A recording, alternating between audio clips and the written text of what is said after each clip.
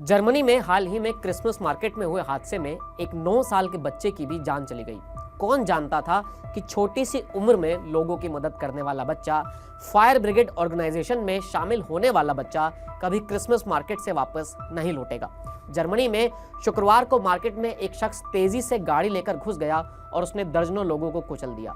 इस हादसे में 5 लोगों की मौत हुई और 80 से ज्यादा लोग घायल भी हुए।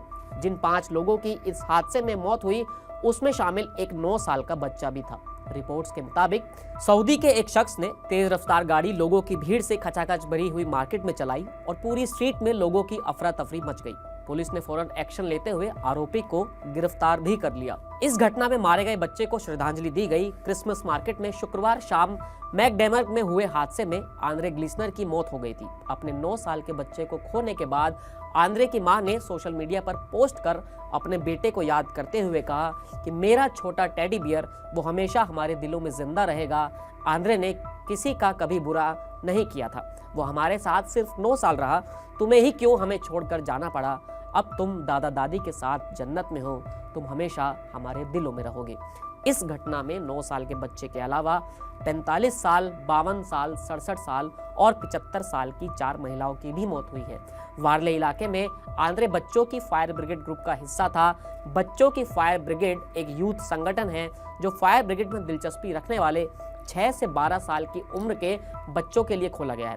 फायर ब्रिगेड संगठन ने भी बच्चे को अब श्रद्धांजलि दी है।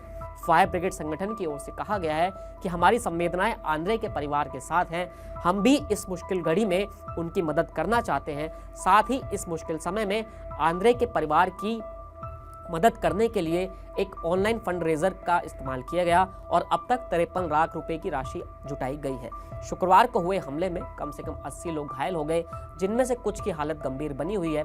हालांकि आंद्रे के अलावा जिन और 4 महिलाओं की मौत हुई है उनकी पहचान अभी तक नहीं हो पाई है। अधिकारी हत्या के प्रयास और खतरनाक शारीरिक क्षति के मामले में एक संदिग्ध को हिरासत में ले भी चुके हैं। जर्मनी में इस खतरनाक हादसे को अंजाम देने वाला आरोपी सऊदी का नागरिक है, जो कि साल 2006 से जर्मनी में ही रह रहा है। इस शख्स का नाम तालेब अल अब्दुल मोहसेन है। इसकी उम्र 50 साल है। वो पेशे से तो डॉक्टर है। जिस कार से ये घटना हुई है वो म्यूनिक लाइसेंस प्लेट वाली किराए की गाड़ी थी। इस घटना के बाद सऊदी विदेश मंत्रालय ने भी बयान जारी किया है। सऊदी का कहना है कि उसने जर्मन सरकार को इस शख्स की चरमपंथी विचारधारा के बारे में पहले ही चेतावनी दी थी, लेकिन जर्मनी की तरफ से कोई एक्शन नहीं लिया गया।